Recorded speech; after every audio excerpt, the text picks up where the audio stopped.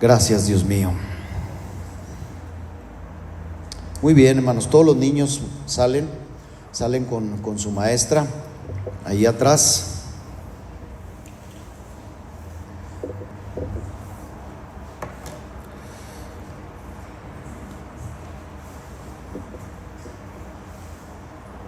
Bendito sea el Señor.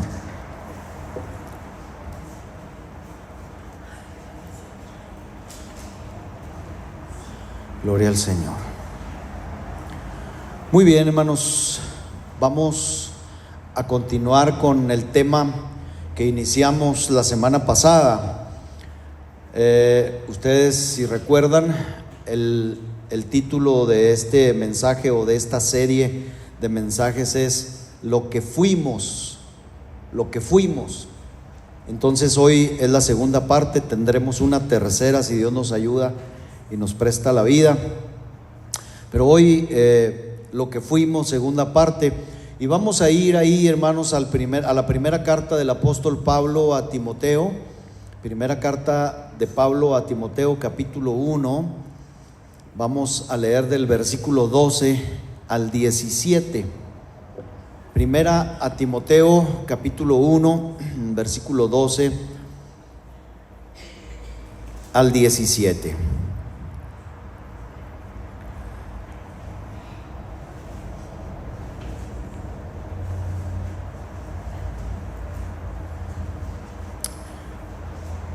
Muy bien. Dice así la palabra del Señor. Me sigue usted con su vista, por favor. Dice: doy gracias al que me fortaleció, a Cristo Jesús nuestro Señor, porque me tuvo por fiel poniéndome en el ministerio, habiendo yo sido antes blasfemo, perseguidor e injuriador, mas fui recibido a misericordia, porque lo hice por ignorancia en incredulidad. Pero la gracia de nuestro Señor fue más abundante con la fe y el amor que es en Cristo Jesús. Palabra fiel y digna de ser recibida por todos, que Cristo Jesús vino al mundo para salvar a los pecadores, de los cuales yo soy el primero. Pero por esto fui recibido a misericordia, para que Jesucristo mostrase en mí el primero toda su clemencia, para ejemplo de los que habrían de creer en Él para vida eterna. Por tanto, al Rey de los siglos, inmortal, invisible, al único y sabio Dios, sea honor y gloria por los siglos de los siglos. Amén. Dios bendiga mucho su palabra, hermanos. Déjenme hacer una pausa, hermanos, antes, porque siempre se me ha estado olvidando. Ya vamos a hacer algo por nuestros niños, porque se oye mucho. Rafa, ¿cómo no apagas otra vez, hermano, esa bocina y dejamos esta solamente, que al cabo se oye perfectamente bien? Es que sí, se oye muy fuerte, hermanos, allá atrás. Entonces, bajamos o apagamos esta bocina para que no moleste en nada a nuestros pequeños allá atrás. Muy bien, ya, hermanos, discúlpeme. No voy a hacer, hermanos, ya que tuvimos en la primera parte una introducción bastante amplia, solo mencionaré las dos primeras deducciones o inferencias que ya vimos el domingo pasado, y que son, hermanos, que recordar lo que fuimos antes. En primer lugar, dijimos, debe estimularnos a una adoradora gratitud.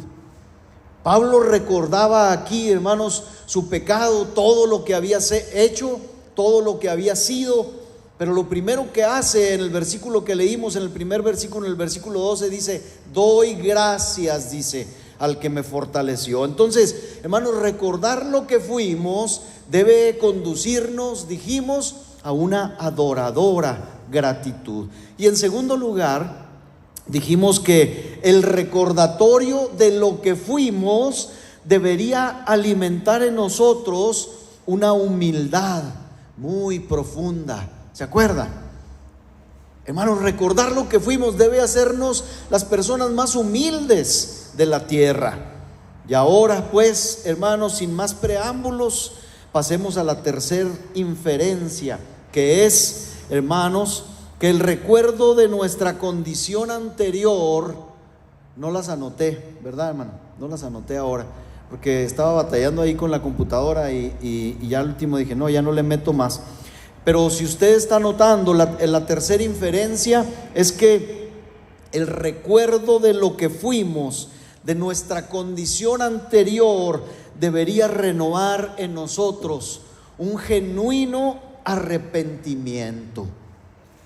Un genuino arrepentimiento. Mire, cuando volteamos la mirada al pasado, a lo que fuimos antes de que el Señor nos encontrara, eso debería, hermanos, eso debería generar en nosotros un constante arrepentimiento.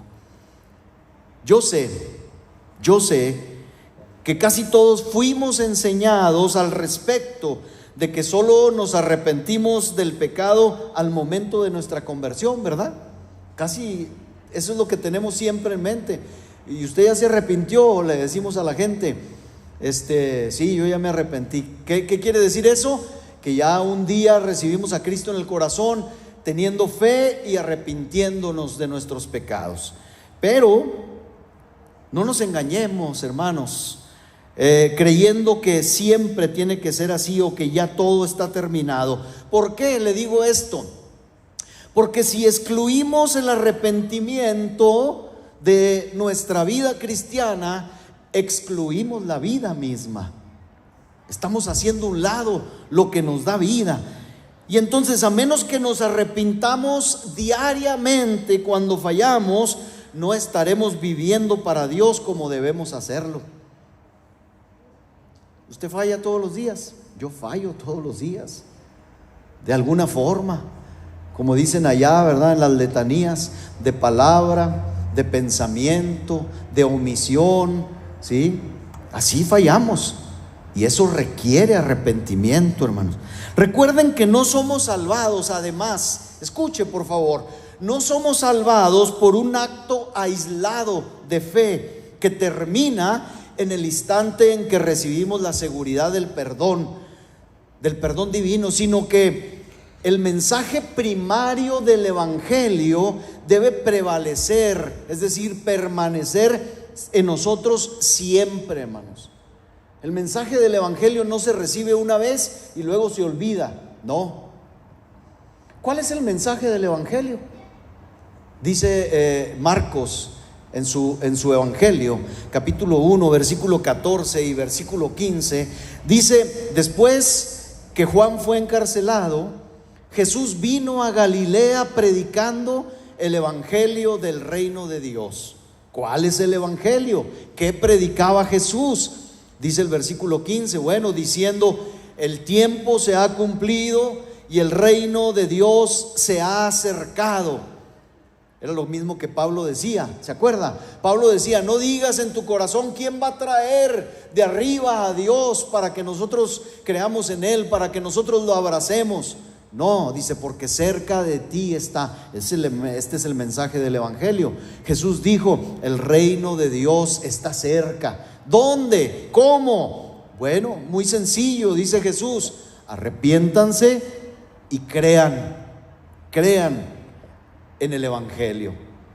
Entonces, esto quiere decir que ambas cosas deben continuar.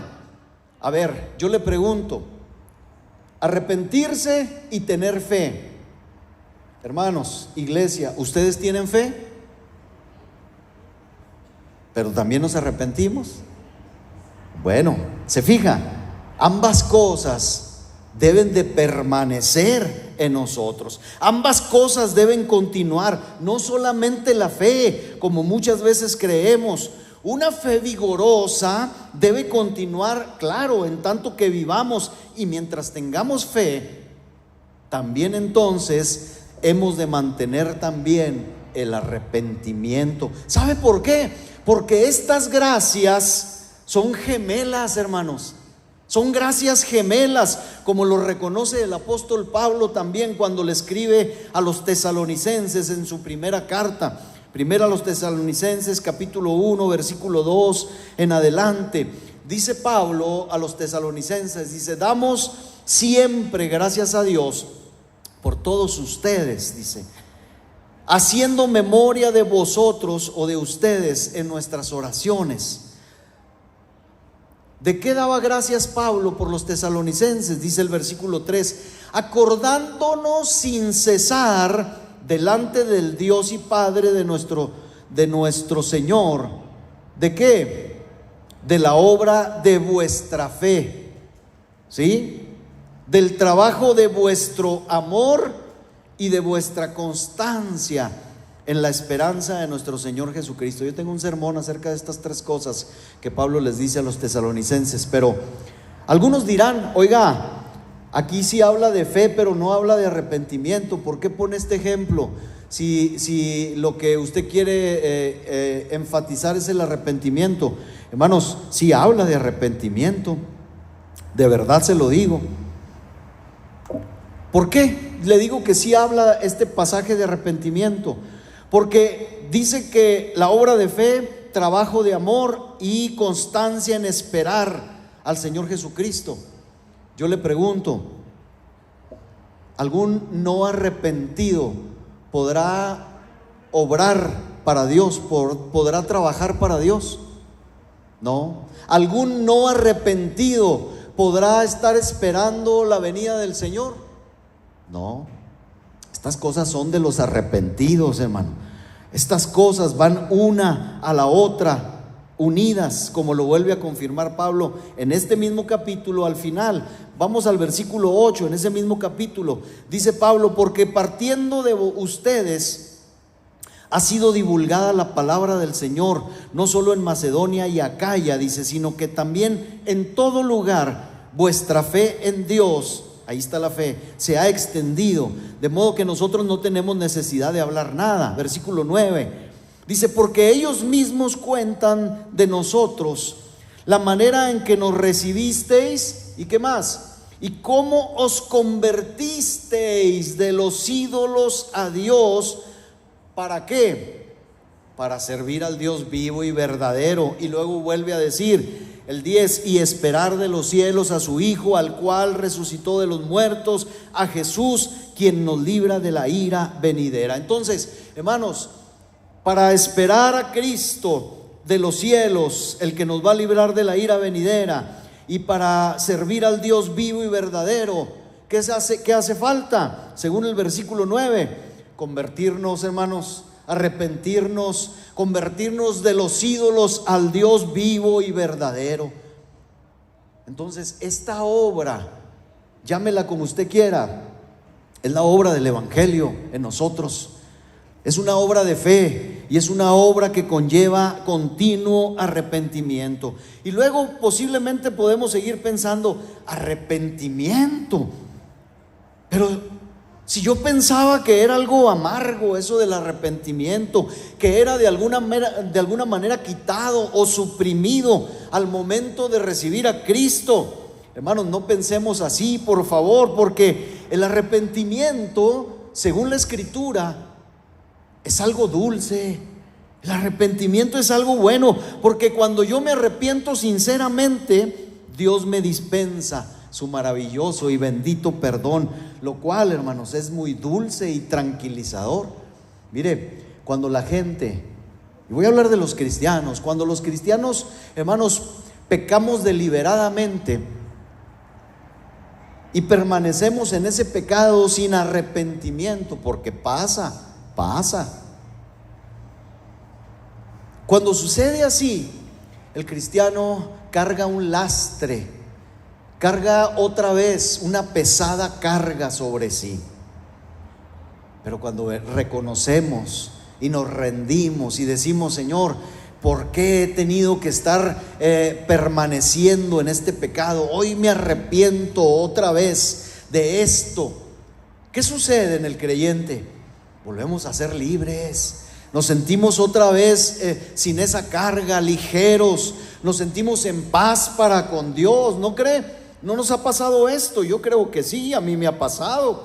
Entonces, dice Pablo a los Corintios, hablando de esto en su segunda carta, capítulo 7, versículo 9 en adelante, dice Pablo: ahora me gozo, no porque hayáis sido contristados, sino porque fuisteis contristados para arrepentimiento. ¿Cómo puede haber gozo cuando alguien se arrepiente? ¿Cómo puede haber gozo cuando alguien pronuncia sus pecados? Dice, porque habéis sido, dice, sino que habéis sido contristados según Dios, para que ninguna pérdida padecieseis por nuestra parte. Y luego aclara Pablo en el versículo 10, dice, porque la tristeza que es según Dios produce arrepentimiento para salvación. De que no hay que arrepentirse, dice, pero la tristeza del mundo produce muerte. Hay dos formas de sentir tristeza, hay dos formas de sentir pena y vergüenza por el pecado.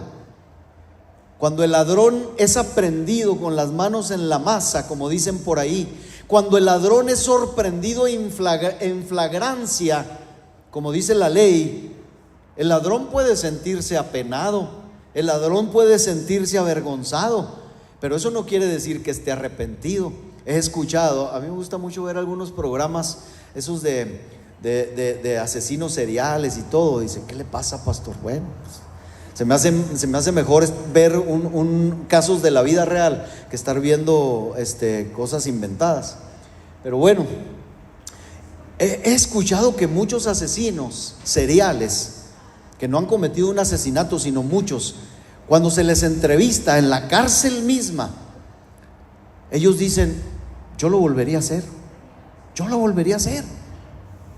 Quiere decir que pueden estar tristes por estar recluidos en la prisión, pero no hay arrepentimiento. La tristeza no los lleva a arrepentirse. Pero cuando alguien se siente triste por su pecado y se arrepiente delante de Dios, hermanos, qué bendición. Esa tristeza se convierte en una bendición para salvación, dice el apóstol Pablo. Por esto pues, queridos hermanos, deberíamos desear, escuche, arrepentirnos siempre. Y si bien sé que no podemos llevar las lágrimas de la penitencia, del arrepentimiento en nuestros ojos allá al cielo, digo esto porque la Escritura dice que cuando lleguemos a la presencia de Dios, toda lágrima va a ser enjugada o secada. Yo creo, esto sí creo, yo creo que lo único que lamentaremos haber dejado atrás, hermanos, es precisamente no habernos arrepentido muchas veces y haber contristado a nuestro Dios por largos periodos de tiempo. Cuando estemos delante de la presencia de Dios y que Dios nos muestre la vida de lo que fuimos y luego nos muestre ciertas partes de nuestra vida, de nuestro quehacer, y en esas partes de nuestra vida Dios nos muestre y nos diga, mira, permaneciste meses, días, años con esta actitud, con falta de perdón, con enojo en tu corazón, con adulterio en tus ojos. ¿Con cuántos pecados podemos? Con avaricia. Lea las listas que Pablo hace, hermano, no es una, son varias. Ni los borrachos, ni los adúlteros, ni los fornicarios, ni los que se echan con varones, ni los avaros, ni los idólatras. ¿Qué más? Ni los afeminados. Entonces, cuando Dios nos muestre eso, hermanos, allá, aunque no vamos a llorar, vamos a decir, vamos a desear habernos arrepentido, hermanos, de verdad. De verdad. Cuando justificamos, ¿se acuerda cómo comenzamos el sermón la semana pasada? Esa larga introducción. Dijimos, los hombres piadosos, y cuando digo hombres me refiero a hombres y mujeres, los hombres piadosos nunca blanquean sus pecados, nunca minimizan sus faltas, nunca empequeñecen sus flaquezas y sus debilidades, sino que las confiesan, las reconocen, las enumeran. ¿No fue eso lo que Pablo hizo delante de Timoteo? ¿No fue eso lo que Pablo hizo delante de Agripa el rey? Y Pablo, en estos versículos que leímos de donde partimos, dice que esto fue escrito para nuestro ejemplo, hermanos, para todos los que hayamos de ser salvados también. Así que, hermanos, cuando nuestro engañoso corazón quiera justificar o minimizar nuestros errores, repréndalo, hermano, en el nombre de Jesús. Reprenda su corazón, someta su alma y su corazón y dígale: arrepiéntete, negro y engañoso corazón, porque esto Dios lo demanda, porque esto es salud y vida para ti. Así que ciertamente, en tanto que estemos aquí, hermanos, debemos arrepentirnos diariamente del pecado. Sí, y sobre todo debemos arrepentirnos y lamentar aún. Escuche, porque a lo mejor algunos dirán: no, yo no estoy de acuerdo con esto. Tenemos que arrepentirnos aún. ¿De qué cree? Del pecado que ya fue perdonado, hermano, del pecado pasado. Porque, le voy a decir por qué. Porque nunca, de verdad se lo digo, nunca debemos olvidar o tener como poca cosa que nuestros pecados, sí, esos pecados que ya fueron perdonados, pero esos pecados no debemos olvidar nunca que cayeron como una terrible aflicción sobre nuestro Señor. ¿No fue por eso que Cristo sufrió tanto? Hace unas semanas hablábamos, hermano, del padecimiento de Cristo, ¿se acuerda? Del juicio que Cristo soportó, de la cruz y de esas palabras, últimas frases que salieron de la boca de nuestro Señor crucificado. ¿Por qué? Que no se nos olvide, fueron por usted y por mí. Así que no podemos echar en saco roto, hermano, esos pecados, porque esos pecados llevaron a nuestro Señor a la cruz. Así de simple. Hermanos, por esto pues deberíamos sentir nuestros antiguos pecados 10 veces más como Pablo, ya que todavía su dolor para nosotros debiera ser toda esa aflicción y angustia que se agolparon sobre nuestro bendito Señor.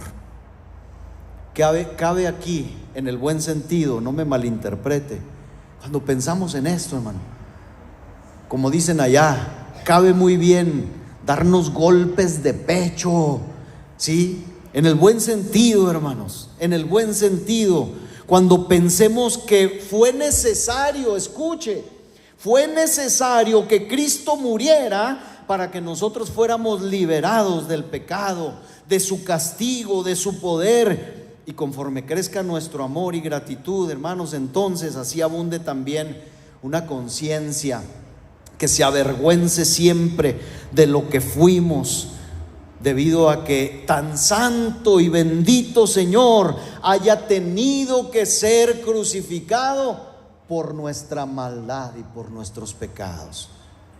No fue poca cosa, hermano, lo que Cristo soportó. Soportó toda la suciedad horrorosa de nuestros pecados. El ejemplo de Pablo es pues que debemos sentirnos aún como creyentes justificados por Cristo, avergonzados de lo que fuimos. Hermanos, yo no creo que algún cristiano, y si lo hace, no es bien hecho, bien dicho. A veces el púlpito se ofrece para testimonios. Yo creo que todos, si tenemos más de 10 años de cristianos, o a lo mejor menos, hemos escuchado testimonios que no glorifican a Dios. ¿Se acuerda de alguno? Donde lejos de decir con vergüenza, yo fui esto, yo fui aquello, hice esto, hice aquello, pero Dios en su misericordia me salvó, me lavó, me limpió, me hizo nueva criatura. En vez de eso, nos pavoneamos y decimos: es que yo hacía esto, yo hacía aquello, gloria a Dios. Y luego todavía usamos esas muletillas, ¿verdad? Era muy común antes, ¿verdad? Hermanos, es que yo me drogaba, gloria a Dios, y hacía esto, amén, y aleluya. No, eso no es para decir amén, ni gloria a Dios, ni aleluya. Eso debe causar pena y vergüenza. Y si lo tenemos que enumerar y decir, hermano, sea para contrastar lo que fuimos y lo que ahora somos en Cristo Jesús. Amén. Bueno, lo que fuimos, mire Pablo cómo avergonzado dice que también debemos actuar así. Romanos capítulo 6, versículo 20 al 23, dice: porque cuando erais esclavos del pecado, dice Pablo, erais libres acerca de la justicia. Pregunta: pero ¿qué fruto teníais de aquellas cosas de las cuales ¿qué? Ahora os avergonzáis, dice. ¿Por qué? Porque el fin de ellas es muerte. Hermano, cualquier pecado no confesado, cualquier pecado no llevado al arrepentimiento, escuche, es muerte. Así lo dice Pablo. 22. Mas ahora que habéis sido libertados del pecado y hechos siervos de Dios, tenéis por vuestro fruto la santificación y como fin la vida eterna. Y uno dice: ya Pablo, ahí quédate. No, Pablo termina el capítulo otra vez aseverando algo, porque para muchos de nosotros sería muy bueno que Pablo cerrara aquí, ¿verdad? Este tema no lo hace.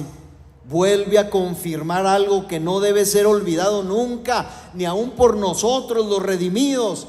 Cierra el capítulo diciendo, el versículo 23, otra vez, escuchemos: porque la paga del pecado es muerte, mas la dádiva de Dios es vida eterna en Cristo Jesús, Señor nuestro. No nos confundamos, hermano. Nunca vivamos la vida cristiana blanqueando o tratando de blanquear, porque aparte no se puede, ¿eh? Los pecados no pueden ser blanqueados, hermanos, si no es por la sangre de Cristo. Y para que la sangre de Cristo actúe necesitamos arrepentimiento. Ese es el mensaje del Evangelio. Así que nunca tratemos de separar a los dos pilares del Evangelio si queremos que Dios continúe perfeccionando la obra que comenzó en nosotros. ¿Sabe por qué? Porque la fórmula no funcionará si no mantenemos estos dos componentes unidos, hermanos. Dice Pablo a los Filipenses, capítulo 1, verso 3 al 6, dice: doy gracias a mi Dios siempre que me acuerdo de ustedes, siempre en todas mis oraciones, rogando con gozo por todos ustedes, por vuestra comunión en ¿qué? En el Evangelio, dice, desde el primer día hasta ahora. 6, estando persuadido de esto, que el que comenzó en ustedes la buena obra, la perfeccionará hasta el día de Jesucristo. Yo quiero llevarlo a pensar: comunión en el Evangelio. ¿Qué es el Evangelio? Otra vez, hermano, ¿qué es el Evangelio? Ya lo dijimos: arrepiéntete y cree en el Señor Jesucristo. Pues entonces Pablo dice que da gracias por la comunión que tienen los filipenses en el Evangelio. Hermano, ¿podrá un creyente tener comunión con alguien que no está en el Evangelio? ¿Puede usted tener comunión con alguien que no está en el Evangelio, con un no arrepentido? A veces lo tratamos, a veces lo intentamos, a veces lo hacemos, hermano, pero de eso nunca sale nada bueno. Nunca, escúchelo. ¿A cuál obra pues se refiere Pablo que va a perfeccionar el Señor? Claramente se refiere a la obra de los que creen en el Evangelio. Es decir, nadie puede ser perfeccionado aparte de creer en Cristo y vivir en un constante arrepentimiento. Esos son los que Dios perfeccionará. Hasta que Cristo vuelva, hermanos, esa obra continúa en usted y en mí. ¿Sí? Esa es la realidad. Entonces, yo puedo aquí decir, tanto de mis pecados presentes como de mis pecados pasados, yo puedo decir: oh pecado, conforme Cristo se me hace más precioso, tu pecado te me vuelves más odioso. Puedo decirle a mi alma: alma, mientras más aprendes de la santidad del Señor, debes reconocer más tus flaquezas y tu fealdad. Sí, hermanos, no hay de otra. Es la única forma de avanzar. Así que, hermanos, si somos de los que pensamos que no tenemos ya nada de qué arrepentirnos, tómese un calmo tiempo, por favor. Tómese un poco de calmo tiempo y recordemos lo que fuimos por naturaleza y lo que seguiríamos siendo si la gracia no hubiera intervenido.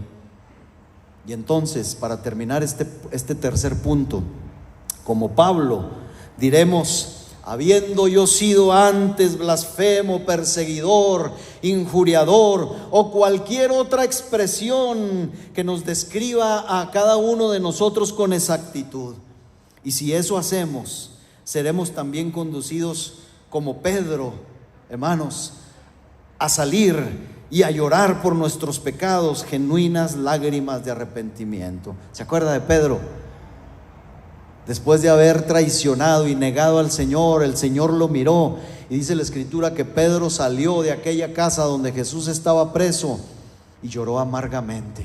¿Cómo nos hace falta, hermanos, no vivir la vida cristiana creyendo, hermano, que ya todo está arreglado, que ya todo está hecho? Necesitamos del arrepentimiento diario. Nunca se acueste, nunca cierre sus ojos, hermano, sin haberse puesto a cuentas con Dios. No lo hagamos, hermano, no lo hagamos. Punto número 4. Vamos a pasar a este cuarto punto, porque creo que la retrospección de nuestras vidas pasadas, el recuerdo de lo que fuimos, debería encender en nosotros, ¿qué cree? Un amor ferviente por el Señor que nos ha redimido. Amor a ese que tanto nos amó, a ese que tanto nos soporta. Me llama la atención, estoy haciendo un sermón. Usted dice: ay, pastor, estoy haciendo un sermón de un pasaje de Isaías, hermano, donde dice que el Señor nos aguanta hasta las canas. ¿Sí lo ha leído? Hasta las canas nos aguanta el Señor. Es para un funeral. No sé cuál, pero he trabajado un poquito en él. Cuando yo medito en ese pasaje, hermano, digo: qué grande, qué misericordioso, qué paciente es nuestro Dios. El Señor nos aguanta hasta las canas, hermano. Estamos viejos y el Señor nos aguanta. Hay gente que dice: no, es que ya cuando con los años se sienta cabeza. No, hermano, el corazón humano no aprende. El corazón humano, hermano, es engañoso, siempre es engañoso. Y tenemos que cuidar que nuestro corazón se rinda al Señor todos los días. Entonces, dice Pablo, primera carta de Timoteo, uno de los pasajes que leímos para salir de ahí, primera de Timoteo 1:14, dice: pero la gracia de nuestro Señor fue más abundante con la fe. ¿Y ahora con qué? Con el amor, dice, que es en Cristo Jesús. Ahorita que escuchaba al hermano Luis Carlos, cuando leyó el pasaje de Joel y luego empezó a decir algunas otras cosas ya fuera de lo que dice Joel, yo dije: bendito Espíritu tuyo, mi Señor, porque si el hermano Luis Carlos hubiera leído mi sermón, a lo mejor no hubiera dicho lo que dijo, pero como el Espíritu, hermano, está entre nosotros, el hermano Luis Carlos estaba hablando del primer amor. Vamos a hablar del primer amor en su momento, porque Pablo dice que junto a la fe va el amor que es en Cristo Jesús. Ustedes recuerdan, hermanos, que Cristo en alguna ocasión entró a la casa de uno de los fariseos que tenía cierto grado de respeto por él.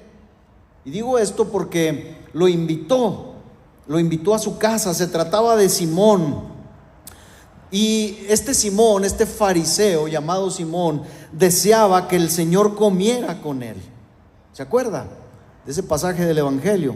Pero cuando él entró, dice la Escritura, cuando Jesús entra a la casa, Simón, el fariseo, lo trató como a un invitado común. No le ofreció ninguna de las exquisitas atenciones orientales que los hombres ofrecían u ofrecen todavía a sus amigos selectos o a sus superiores. Vaya, no hizo esto Simón. Ahora, Cristo no le prestó atención en su momento a eso. No tenía él necesidad de eso. ¿Saben por qué? Ustedes saben por qué. Porque allí, en esa casa, había otra persona que se había introducido a hurtadillas, no había sido invitada. Esta mujer, esta persona no había sido invitada, se había colado a la invitación, se había colado a la casa de Simón, no para comer, sino que esta mujer se coló ahí para hacer todo lo que Simón debería haber hecho y más. Hizo esta mujer de lo que Simón habría podido hacer, se lo puedo asegurar. Y vamos a ver este pasaje, Lucas capítulo 7, versículo 37 en adelante. Vamos a leer algunos pasajes de este capítulo. Lucas capítulo 7, 37. Dice: entonces una mujer de la ciudad, escuche, lea, que era pecadora, dice ahí. ¿Qué pecado, qué pecado tenía esta mujer? Era prostituta, dice otro de los evangelistas. Era una prostituta. Bueno, pues esta pecadora, prostituta, al saber que Jesús estaba a la mesa en casa del fariseo, dice, trajo un perfume, un frasco de alabastro, dice, con perfume. 38. Y estando detrás de él, a sus pies, llorando, comenzó a regar con lágrimas sus pies y los enjugaba, los secaba con sus cabellos y besaba sus pies y los ungía con el perfume. Vamos a detenernos aquí, hermanos, poquito. Esta mujer, que se aclara que ya aclaré que era pecadora, se quedó detrás del diván, del sillón o de los sillones esos orientales, de las casas orientales, sobre donde se recostaban hacia adelante, hacia la mesa. Es muy diferente, o era muy diferente. Inclusive, yo no sé si usted sepa, hermanos, esas representaciones, esos cuadros que a veces nosotros valoramos o valorábamos mucho, hermano. Es que aquí tengo el cuadro de la Santa Cena, ¿verdad? Hermano, es una réplica completamente errónea. Vemos una mesa cuadrada y vemos a todos muy formales sentados ahí, Jesús en el centro y todos los demás discípulos ahí rodeando. Eso no fue así, hermano. Aquí lo vemos. En este simple pasaje lo podemos percibir. Los hombres, hermano, y las personas invitadas a la mesa estaba al centro y había como una especie de cojines alrededor, donde la gente se medio recostaba con los pies hacia atrás, y ellos ahí recargados con una mano tomaban la comida y participaban de ella. Vean, léalo. Bueno, esta mujer se quedó detrás porque no había sido invitada del diván sobre el que Jesús estaba reclinado, y ahí a los pies dejó que sus lágrimas rodaran sobre esa bendita piel para lavar los pies con esas lágrimas, y entonces con su cabello, dice, secó sus santos pies. Hay gratitud, que ya la vimos. Hay humildad, ya la vimos. Hay adoración, hay arrepentimiento. Pero ¿qué más? Hay un gran amor en esta mujer. Todo esto se mezcló al tiempo que besaba los pies y ungía los pies con el ungüento que había comprado, que había traído, hermanos. Ahora, no invento nada en absoluto cuando digo que estos componentes se mezclaron con otro más, que es el amor, porque nuestro Señor explica por qué esta mujer había realizado esta extraordinaria acción. Versículo 44 en adelante, dice: y vuelto a la mujer, ahora sí le dijo a Simón: ¿ves esta mujer? ¿La ves? Yo entré a tu casa, Simón, y no me diste agua para mis pies, mas esta ha regado mis pies con lágrimas y los ha secado, enjugado con sus cabellos. Simón, dice el versículo 45, no me diste beso, mas esta, desde que entré, no ha cesado de besar mis pies. Simón, versículo 46, no ungiste mi cabeza con aceite, mas esta, dice, ha ungido con perfume mis pies. 47, por lo cual te digo que sus muchos pecados le son perdonados. Dice, porque amó mucho, mas aquel a quien se le perdona poco, poco ama. Mire, este último versículo pareciera que nos indica que esta mujer fue perdonada por obras y no por medio de la fe. Tenemos que tener cuidado. Esto no es así, hermanos. Esto no es así de ninguna manera. Lo que Jesús más bien, Jesús conoce lo que hay en los corazones, y viendo Jesús que todas estas iniciativas, todos estos actos de la mujer se debían a un corazón suma y verdaderamente arrepentido, es por eso que Jesús aclara que aquellos que ven sus pecados como lo que son, eso es lo que Jesús está diciendo. Aquellos que ven sus pecados como lo que son. ¿Qué son los pecados? Nuestros. Un asco, hermano. Disculpen la expresión, pero creo que se queda corta. Nuestros pecados son un asco, son lo vil, de lo más vil. Bueno, Jesús está diciendo que aquellos que ven sus pecados como lo que son, horrorosos, terriblemente perniciosos, dañinos, pues a esos, dice, es dispensado el perdón. Y es por eso que se cree y deduce, hermanos, que esta mujer ya había sido perdonada anteriormente a esta reunión. Y aquí, hermanos, solo se coló por amor a su Salvador, por amor al que la había perdonado, y con grandes muestras de amor hizo un derroche, hermanos, de actitudes amorosas para el Señor. Dicho de otra forma, ella no fue perdonada, obviamente, por amor, por su gran amor, sino que su gran amor era evidencia de que se había arrepentido y había sido perdonada. Y entonces, para enseñanza de los que se justifican a sí mismos como no pecadores o como leves pecadores, el resto del versículo nos dice que el amor es proporcional. El resto del versículo no dice que el amor es proporcional a la cantidad de pecados que nos son perdonados. Eso no está diciendo el Señor. Más bien se refiere a la actitud que tenemos ante el pecado. Es decir, si vemos al pecado realmente como lo que es, sabremos realmente de lo que fuimos librados y nos volcaremos en una entrega de amor a aquel que nos perdonó. Por eso dice Jesús, mas aquel a quien se le perdona poco, poco ama. ¿Qué está diciendo Jesús ahí? Que aquellos que ven como cosa pequeña, como peccata minuta, precisamente los pecados, pues no van a tener mucho que agradecer, no van a amar mucho.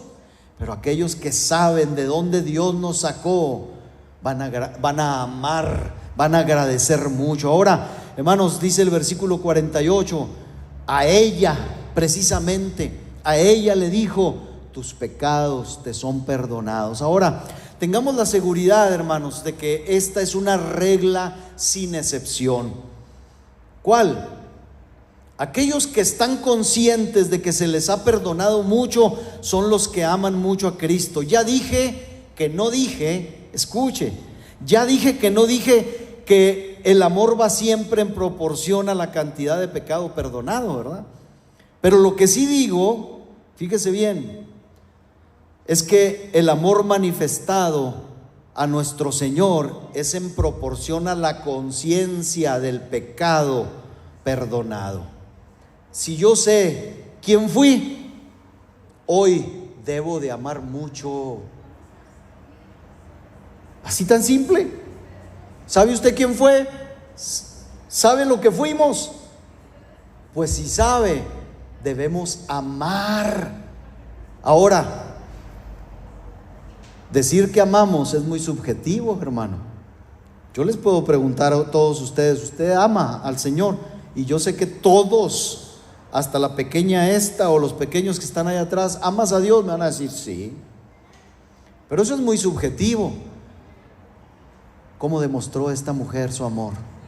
Con actos, hermanos, con actos de amor. Hay mucho que aprender al respecto, hermanos, de esta historia. Y es que solo podemos, imagínense lo incómodo que fue esta escena, como, hermanos, imagínense a todos observando a esta mujer. Imagínenlo. En silencio observaron a la mujer, pero también observaron un despliegue emocional de amor para Jesús. Yo pregunto, porque esa es la pregunta para nosotros.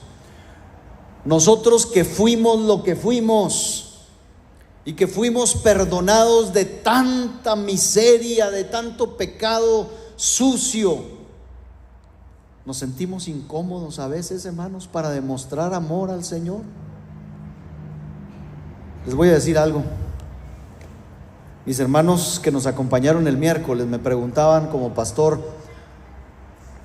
oiga, hermano, es una iglesia pentecostal.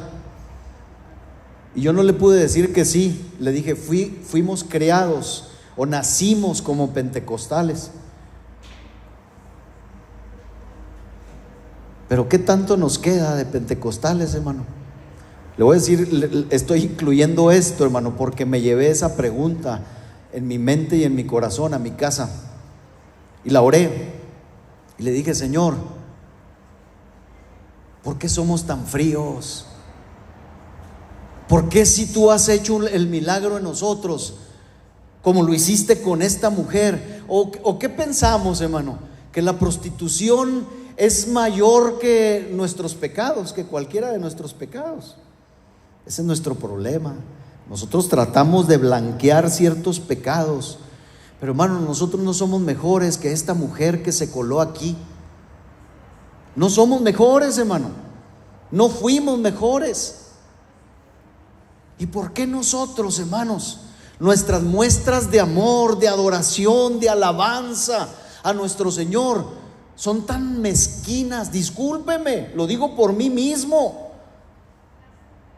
¿Por qué, hermanos, hemos perdido esas cosas que nos caracterizaban?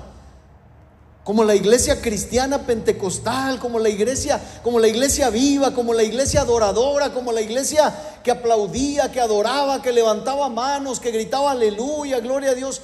¿Por qué? ¿Quién nos ha robado estas cosas? ¿Dónde está nuestro amor? Son palabras solamente.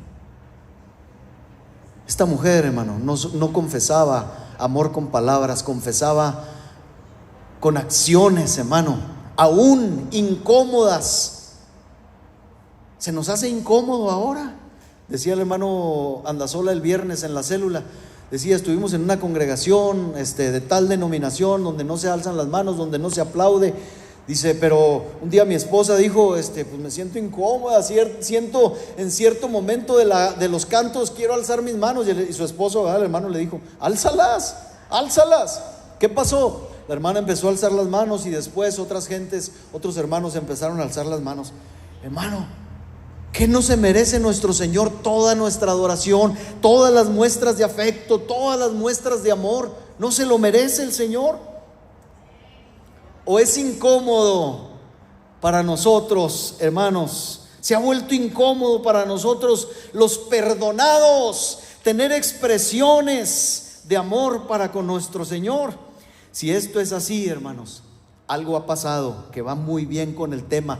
Y ahora lo dice Pedro en su segunda carta. Escuche muy bien esto. Estos pasajes no los sabemos de memoria. Segunda de Pedro, capítulo 1, versículo 5 al 9. Dice, ustedes también, poniendo toda diligencia por esto mismo, añadida a vuestra fe, ¿qué cosa? Virtud. Añádanle a la virtud, ¿qué más? Conocimiento. 6, al conocimiento, dominio propio. Al dominio propio, paciencia. A la piedad, a la paciencia, piedad. A la piedad, afecto fraternal. Y al afecto fraternal, amor. Versículo 8, escuche, lea, porque si estas cosas están en ustedes y abundan, dice, abundan, no os dejarán estar ociosos ni sin fruto en cuanto al conocimiento de nuestro Señor Jesucristo. Hermanos, no buscamos nosotros fruto para el Señor, no buscamos ser personas fructíferas, creyentes fructíferos para el Señor. No buscamos, ahí está nuestro texto lema, crecer en conocimiento. No buscamos eso, lo tenemos por lema. Pero ¿cómo se logra esto? Se logra añadiendo cada una de estas cosas. Pero dice Pedro, el versículo 9, pero el que no tiene estas cosas, es decir, el que no le importa nada a ninguna de estas cosas, es una persona que tiene la vista muy corta, dice. Es más, dice Pedro, es ciego. Ha olvidado, ojo hermanos con esto, escuche. El que no le interesan estas cosas ha olvidado la purificación de sus antiguos pecados. Lo que fuimos, escríbalo hermano, escríbalo por ahí, lo que fui. Ya no como en plural, escríbalo en singular, lo que fui. Haga una lista de lo que fue y luego, hermanos, compare lo que fue con lo que es ahora. Aquí Pedro está diciendo que si a alguno no le interesa superarse, que si a alguno no le interesa crecer, añadiendo a su vida estas virtudes enumeradas y que sirven para dar fruto en cuanto a conocer más de nuestro Señor, dice Pedro, muy simple. La razón es una vista corta, la razón es que está ciego, la razón es que ha olvidado el perdón, la purificación de sus antiguos pecados. No lo digo yo, lo dice Pedro, lo dice Pablo. Entonces por eso Pablo dice, habiendo sido yo un perseguidor, un blasfemo, un injuriador, habiendo sido, dice Pablo, Pedro dice, si no te interesa esto, estás ciego, tienes la vista corta y estás olvidando lo que no debes olvidar. Ay, mis hermanos, no olvidemos nunca lo que fuimos, no sea que nos despreocupemos de nuestra obligación para con Cristo, como Simón el fariseo lo hizo. Y entonces el Señor nos diga como a Simón. ¿Qué le dijo Jesús a Simón? Lucas capítulo 7, versículo 40. Volvemos al pasaje de Lucas.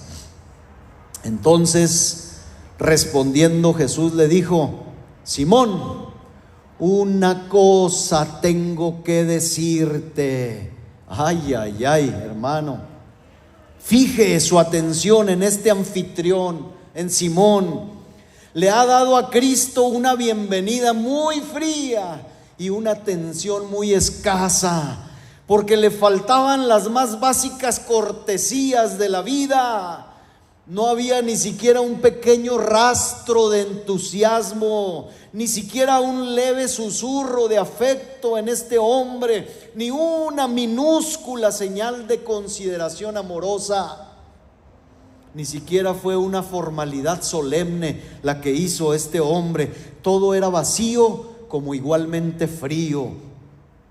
Pero espérese, hermano, porque no debemos juzgar tan duramente al fariseo, porque este hombre, hermanos, es simplemente un buen ejemplo de muchas personas religiosas de hoy en día. Personas que están dispuestas a brindar cierto apoyo a las demandas de Jesucristo, pero que nunca se esfuerzan mucho por Él. Entregan su corazón y energía a sus propios asuntos, pero por Dios no se preocupan por nada, no se esfuerzan, no se demandan nada a sí mismos. Si viven en la ciudad, les voy a poner dos ejemplos. Si viven en la ciudad, dedican su entusiasmo a la política, a los negocios, a los asuntos comunes de lo cotidiano. Y le voy a decir algo, yo viví mucho tiempo en el campo, en la zona rural. Y si viven en el campo, me dijo alguien un día, es que yo quiero ir contigo porque allá entre los pinos sí voy a orar. No, le dije, no, los pinos no tienen nada de mágico. Si no oras aquí, no vas a orar allá. Es más, si no oras aquí, menos vas a orar allá. ¿Por qué le digo esto? Porque, hermanos, los que viven en el campo también comparten su corazón y su tiempo con Dios. Los que no tienen compromiso, los que no recuerdan lo que fueron, aún los cristianos no comparten su tiempo y su corazón con el Señor. Comparten su tiempo y su corazón con sus caballos, con sus tierras, con sus bestias. Hermanos, vivíamos cerca de la casa de una hermana y a veces a las 3, 4 de la mañana, hermano, pues ¿qué se oye? Al principio, cuando recién llegamos, pues no sabíamos de los ruidos del campo. ¿Qué se oye? Hasta que un día me asomé, ¿verdad? En la madrugada, pues ¿dónde se oye? Se oye allá rumbo a la casa del hermano. Ahí estaba la viejita, hermano, ya dándole vuelta al molino. Yo decía, a las 3 de la mañana. Yo decía, ¿por qué no se levantan a las 3 pero orar, verdad? Sí, les he platicado de una hermanita anciana, ¿verdad? Que yo les decía, salió el tema de que alguien sufría insomnio. Y entonces yo les dije, a mí me pasa, hermana, le dije, a mí me pasa, yo a veces padezco de insomnio. Pero he aprendido, me molesta mucho porque el insomnio es horrible, hermano, usted lo sabe, el que lo ha padecido. Estarse dando vueltas en la cama y no poder conciliar el sueño es muy cansado. Pero aprendí con el tiempo de que, bueno, no porque sea muy santo, no, hermano, porque digo, bueno, pues hay que aprovechar el tiempo, no puedo dormir, por algo será. Entonces, hermano, me levanto y me pongo a orar. Y si después de 1 hora, 1 hora y media, 2 horas, me empieza a agarrar el sueño, pues voy y me duermo otro rato y punto. Y yo les di ese consejo a estas hermanas ancianas de la congregación allá en Zaragoza. Les dije, hermanas, pues cuando se levanten, cuando no puedan dormir, levántense y pónganse a orar. Está bueno, gracias. Y un día, platicando con una de las hermanas ancianas, me dice, hermano, ¿qué cree? ¿Qué, hermana? Le dije, pues que anoche se me fue el sueño como a la 1 de la mañana. Y luego, hermana, yo bien sonriente dije, me hizo caso la hermana. Dije, gloria a Dios. No, hermano, dijo, pues me levanté y barrí, trapié toda la casa. Ay, hermana, dije. Todos, hermanos, ocupamos tiempos, mucho tiempo, para hacer lo que a nosotros, hermano, consideramos, lo que nosotros consideramos ser propio hacer. En la ciudad, en el campo, en todo lugar, hermano, en todo lugar. Mire, hay cristianos o gente que se dice cristiana, religiosa, que por la religión están dispuestos a dedicar 1 hora ocasionalmente los domingos, y eso con un compromiso muy esporádico. Y si eso es el caso, hermanos, ese es el caso nuestro, ay de nosotros, hermanos, porque nuestro bendito Redentor, el Rey del cielo, escuche,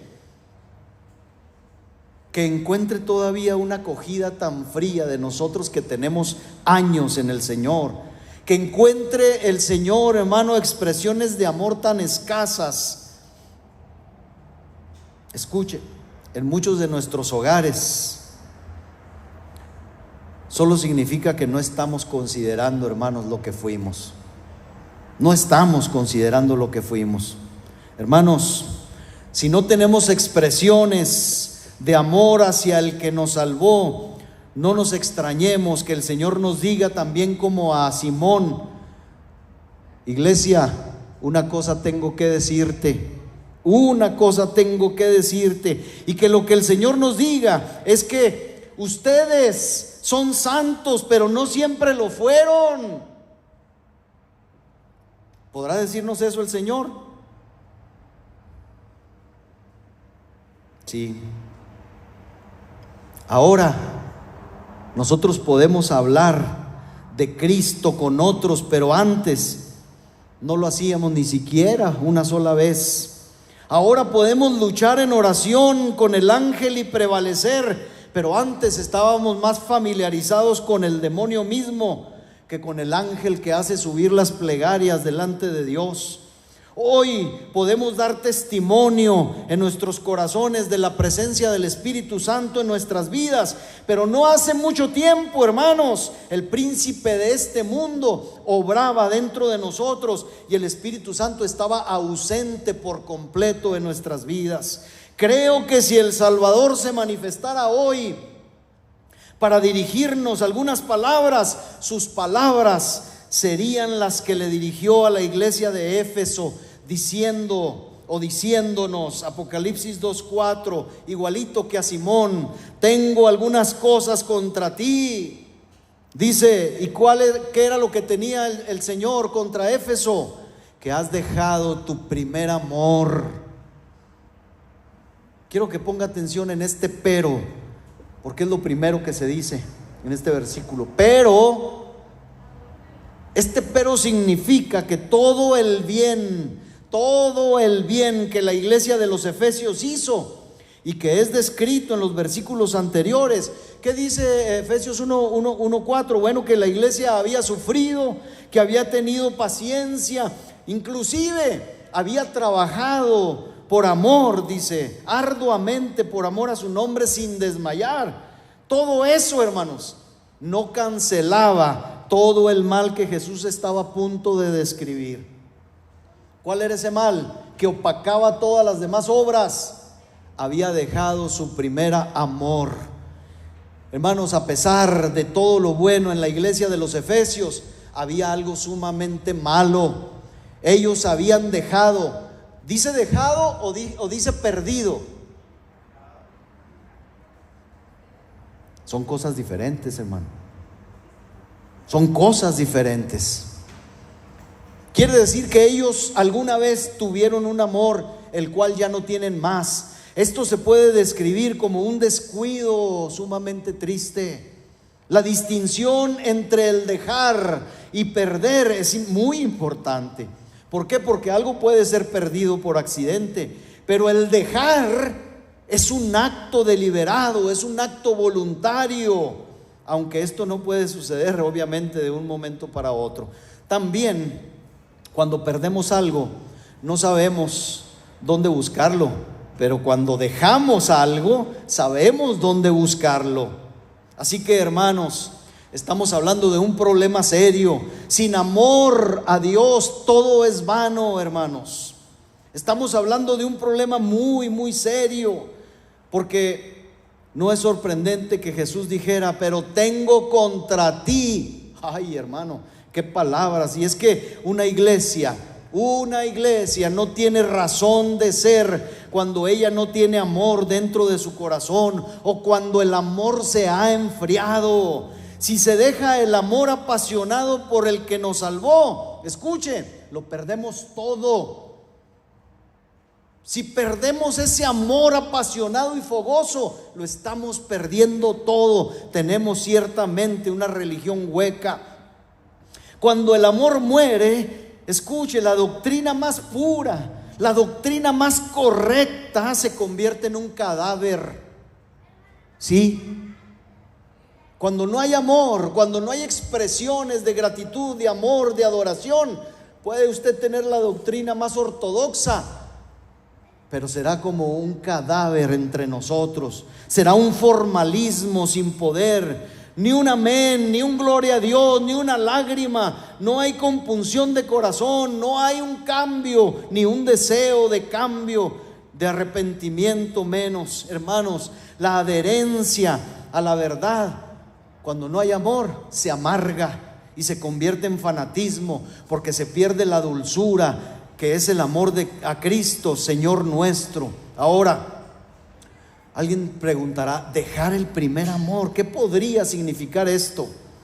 Pues se deduce, muy simple, se deduce que existe ahora una diferencia definitiva en nuestra relación con Dios. ya no somos igual con Él. Significa que las cosas no son como solían ser. Y esto no significa, como a veces creemos, hermanos, que debiéramos de esperar la misma condición, la misma emoción que tuvimos cuando todo era nuevo en la vida cristiana, porque yo creo que todo amor debe madurar, aunque no hay nada de malo con buscar esa emoción que tuvimos al inicio, o querer que esta permanezca o sea restaurada, no hay nada de malo. Pero ese viejo amor, hermanos, debe cambiar y profundizarse, haciendo que aquel primer amor sea mejor, sea más fuerte, sea más apasionado. Si es así, hermanos, bendito sea Dios. Pero como yo sé que no es así ni en mi propia vida, hermanos, yo necesito esta palabra. Yo necesito recapacitar por qué mis emociones hacia Dios, por qué mis afectos hacia el que me salvó, por qué mis afectos al que me transformó habiendo sido lo que yo fui, han cesado, han menguado en vez de crecer. ¿Por qué? Este era el pecado de Éfeso, y si no sabemos qué es el primer amor, lo vamos a deducir del remedio dado por Cristo mismo en el siguiente versículo, versículo 5. Dice: recuerda, número 1, hermano, eche para atrás su pensamiento. Recordar es volver a vivir, ¿verdad? Eso es lo que dicen. Recordar es volver a vivir. Recuerden, recordemos lo que fuimos. Dice: recuerda por tanto de dónde has caído y qué, y arrepiéntete. Haz las primeras obras, pues si no vendré pronto a ti, quitaré tu candelero de su lugar. Y otra vez reafirma: si no te hubieres arrepentido. El primer paso para la restauración amorosa de la comunión con Dios es: recuerda quién fuiste, recuerda y arrepiéntete. Volvamos nuevamente, hermanos, a la historia del fariseo, de Simón, porque este hombre, ya voy a terminar, él tiene una religión sin amor a Dios y sin amor al prójimo, obviamente. Es una religión sin un profundo sentido de gratitud y sin una gozosa devoción. Ahí está Simón, con una religión sin un profundo sentido de pecado y por lo tanto sin un gozoso sentido del perdón. Una religión sin necesidad de Dios y por lo tanto una religión sin riqueza celestial. Una religión sin un Salvador y por lo tanto una religión sin una relación de amor con el Cristo Salvador. Esto es igual, es equivalente a un cristianismo sin el Espíritu Santo de Dios, que ha venido a convencer. ¿Qué ha venido a hacer el Espíritu Santo? A convencer de pecado, dice la Escritura, de justicia, de juicio. Esto equivale a un cristianismo, pues, sin ese bendito Espíritu que ha venido a derramar el amor de Dios en el corazón. Para los que están en tal condición, Dios no es más que un nombre. Son cristianos de nombre, nominales. El cristianismo no es para ellos más que otra forma más de buscar a Dios. Y el pecado es nada más una palabra, un concepto. Miremos a este hombre, hermanos, a Simón, con atención. Veamos en él un peligro que nos acecha a todos los que somos enseñados en formas y observancias religiosas. Este hombre conocía una ley, solamente eso conocía, una ley que exigía cierto grado de bondad, cierto grado de moralidad. Esa bondad, esa moralidad que se alegraba con una fría invitación al Salvador a una comida cara. Esa era precisamente la religión y bondad que él practicaba. Hermanos, yo les suplico, por tanto, que no olvidemos esto. No sea que nos olvidemos de amar a aquel que ha propiciado este maravilloso cambio en nosotros. Otro dato importante es que normalmente, hermanos, hablando de la acción de la mujer ahora, en contraste. Estos perfumes se derramaban regularmente sobre la cabeza. Lo leyó. Jesús dijo: no ungiste mi cabeza cuando entré, le dijo a Simón, porque era la costumbre derramar esos perfumes sobre la cabeza de alguien. Y es muy probable, hermanos, que la mujer tuviera la intención de ungir la cabeza de Jesús con su perfume, pero debido a que Jesús, al igual que el resto de los participantes, según la costumbre, ya lo dije, de la época, estaban reclinados con la cabeza hacia la mesa, lo más cerca que la mujer podía acercarse a Jesús eran sus pies mismos, que ungió sin dudar. A veces, hermano, queremos demostrar nuestro amor y nuestro servicio y nuestra lealtad, hermanos, desde un púlpito, desde un ministerio visible, importante. Hermano, demuestre amor donde quiera que se encuentre. Algunos de los presentes, yo creo, como Judas, porque otro evangelista lo dice, y el mismo anfitrión, debieron pensar que esto era un exceso. ¿Verdad? Que la Biblia dice que en otro evangelio que Judas dijo: ¿para qué? El viernes lo comentábamos. ¿Para qué este desperdicio? Dijo Judas. Y el anfitrión también ha de haber dicho: pues esta mujer, ¿verdad? ¿Para qué? Y luego en los pies ha de haber dicho, demostración de amor con exceso. Eso es lo que Dios quiere, hermanos. Ahora, eso es lo que nosotros creemos, que eso fue un exceso. Pero demostraciones de amor a aquel que nos lavó de nuestros pecados nunca serán un exceso, hermanos. Yo creo que no hay nada mejor que retener en nuestra memoria un vivo sentido de la conversión efectuada en nosotros, con el fin de retener un vivo sentido del amor a Dios. Mientras más sepamos y recordemos lo que Dios hizo en nosotros cuando fuimos lo que fuimos, más, hermanos, amaremos. Hermanos, no tengamos miedo más bien de amar demasiado a Cristo. No tengamos miedo de amar. Nunca usted y yo vamos a decir: híjole, se me hace que me estoy sobrepasando. Para el amor no hay ley, hermanos. Para el amor no hay medida. Es muy curioso, hermanos. Yo les voy a decir esto porque cuando escribía esto yo decía: qué raro, porque vivimos, hermanos, en el tiempo de los excesos. Es un tiempo contradictorio, ¿verdad? Vivimos en la era de los excesos.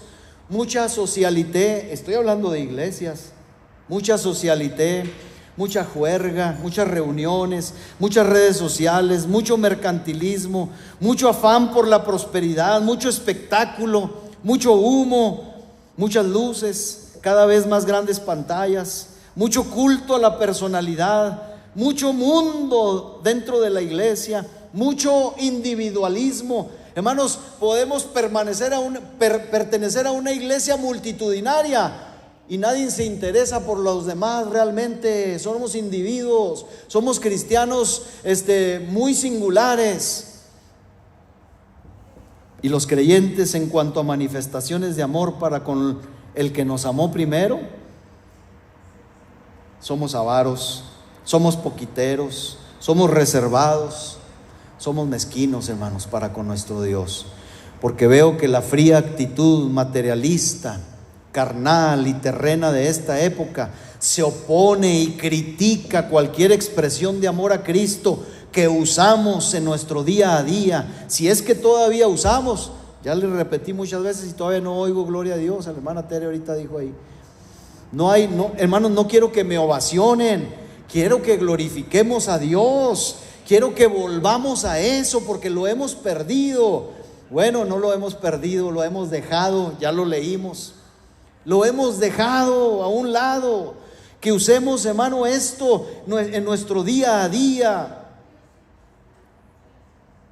Pero la única respuesta, hermanos, a tales tendencias, a tales ideologías, es que Dios nos dé más de estas benditas expresiones de amor. Más de este amor, hermanos. Si a mí se me dijera esta tarde, ¿por qué pudiera yo orar hoy, en esta tarde, después de este servicio, Yo oraría, hermanos, para que el amor de Cristo Jesús encendiera cada uno de nuestros corazones y que todas nuestras pasiones y afectos se encendieran con más amor hacia Él. Yo creo que en vez de disminuir esas expresiones, hermano, sería una señal de crecimiento en la gracia al ser más abundantes en estas expresiones, y no si nos volvemos tan comunes y simples como para ser tan fríos como lo es un sepulturero. Yo les ponía el ejemplo el otro día de esto, Una persona fue invitada a una iglesia por un cristiano, y entonces después esa persona, alguien la abordó fuera de la iglesia, nunca se congregó, y le dijo: ¿por qué no aceptó la invitación del hermano que le habló y que lo invitó a la iglesia? Y dijo esa persona, hubiera aceptado la invitación si el hermano ese que me predicó no hubiera tenido la actitud de un sepulturero. ¿Se imagina? A ver, hermanos, nos comportamos como sepultureros, muy serios, muy formales, sombríos. Hermanos, ¿dónde está el Señor en nuestra vida? Recuerde lo que fuimos, y entonces yo le puedo asegurar que va a abundar en adoración, en alabanza. Hermanos, si así ha estado sucediendo en nuestra vida, créame que nuestras vidas no están despidiendo ningún perfume amoroso y agradable delante de Dios, sino cierto olor desagradable. Pero entre tanto que seamos veraces, honestos y abundantes en nuestras expresiones para con el que nos salvó, sigamos adelante, hermanos. Cantemos diciendo: Señor, a tus pies yo quiero estar, es ahí donde yo puedo amarte más. Dígale al Señor: no hay mejor lugar para expresar mi amor que a los pies tuyos, amado y bendito Salvador. Y si nos agrada más, si no somos buenos para la poesía, pues entonces tomemos la escritura como en el Cantar de los Cantares y digámosle: oh, si tú me besaras con besos de tu boca, porque mejor son tus amores que el vino. Amada iglesia, la flaca, la famélica, la desnutrida religión de este presente día no contenta con arrancar la parte doctrinal de la iglesia, está buscando ahora sacar el propio corazón de la religión y reducir la experiencia cristiana a una fría experiencia de un club social. Líbrenos Dios de esto, guárdenos Dios de todo esto. Creamos en el amor de Cristo hacia nosotros y amémosle también, porque creer, hermanos, en Él es vivir, y amarle a Él es tener salud espiritual. Conclusión ya, hermanos, que tuviéramos más amor por Dios, que brotara de un sentido profundo e intenso de lo que antes fuimos y del cambio que Cristo ha obrado en nosotros. Pero voy a hacer y tengo que hacer esta aclaración: si ese gran cambio no ha sido obrado en alguno, yo entendería perfectamente que no haya ninguna muestra o rasgo de amor. Pero lo preocupante es que dentro de la nueva era de la iglesia cristiana se está llegando a decir que no se necesita ningún cambio de corazón para ser miembros de una congregación cristiana. Y entonces, pues no esperemos, hermanos, ver muestras de amor sacrificial por Cristo ni por su obra bendita. Queremos sentir un gran amor por el Cristo Salvador. Hay que nacer de nuevo, no de sangre, ni de voluntad de carne, ni de voluntad de varón, sino de Dios. O sea, es necesario nacer de nuevo si queremos ser verdaderos cristianos amantes. Pero los que de nosotros hemos sido cambiados y que hemos sido lavados y que hemos sido justificados y que estamos siendo santificados por el Señor Jesús y por su Espíritu, tenemos una deuda de amor para con Él, hermanos. Estamos en deuda para con Él. Si el curso de nuestra naturaleza caída ha sido revertido en una obra real de gracia Y si nuestra oscura vida fue como volver en día a la noche oscura, y si volvimos del poder de Satanás al dominio de su Santo Espíritu, entonces tenemos que amar y amaremos a aquel que ha obrado en nosotros tal transformación prodigiosa. Y es que cuando nos damos cuenta de lo acontecido en nuestra vida, después de haber sido lo que fuimos, es decir, tan pecadores como Pablo, tan pecadores como la mujer que lavó los pies de Cristo, o tan pecadores como cualquiera, nuestro amor se convierte en un ejercicio activo. Nuestra piedad se manifestará inmediatamente hacia Cristo. Le cantaremos, le oraremos, le serviremos, enseñaremos por Él, predicaremos de Él y viviremos para Él. Ahí, hermanos, encuentran sentido las palabras de Juan, cuando también nos dice, con esto termino ya, primera de Juan 4:16, y nosotros, sí, hermanos, todos nosotros hemos conocido y hemos creído el amor que Dios tiene para con nosotros. Dios es amor, pero dice, y el que permanece en amor, permanece en Dios y Dios en él. Póngase de pie, hermano, por favor. Bendito sea el Señor por su palabra. Mire cuánta riqueza, cuánta bendición, cuántas cosas el Señor nos da en su palabra. Dijimos que íbamos a deducir como unas 7 expresiones, 7 enseñanzas. Llevamos 4, hermanos, nos quedan 3. Yo espero, si Dios lo permite, el próximo domingo terminar con este tema. Quiero orar, hermano, quiero orar. Si quiere alzar su voz, hágalo. No le hace que incomode a otros. Si quiere, hermano, venir a este altar, aunque no hay mucho espacio, pero en señal de que tiene amor por Dios y quiere dedicar su vida al Señor, hermano, hágalo. No pasa nada, no pasa nada. Venga y busque al Señor y dígale: Señor, vuélveme a tu primer amor. Padre, yo, Señor, me presento esta tarde, Señor, delante de ti, rogando, Dios mío, que me ayudes a no olvidar, sino a recordar, Dios eterno, lo que antes fui. Lo que fui, Señor, y lo que fuimos, Señor, es necesario recordarlo todos los días de nuestra vida. Es el ejemplo del apóstol Pablo, es el ejemplo del apóstol Pedro, es el apóstol de todo, es el ejemplo de todo hombre piadoso. No olvidar sus antiguos pecados, la purificación de sus antiguos pecados,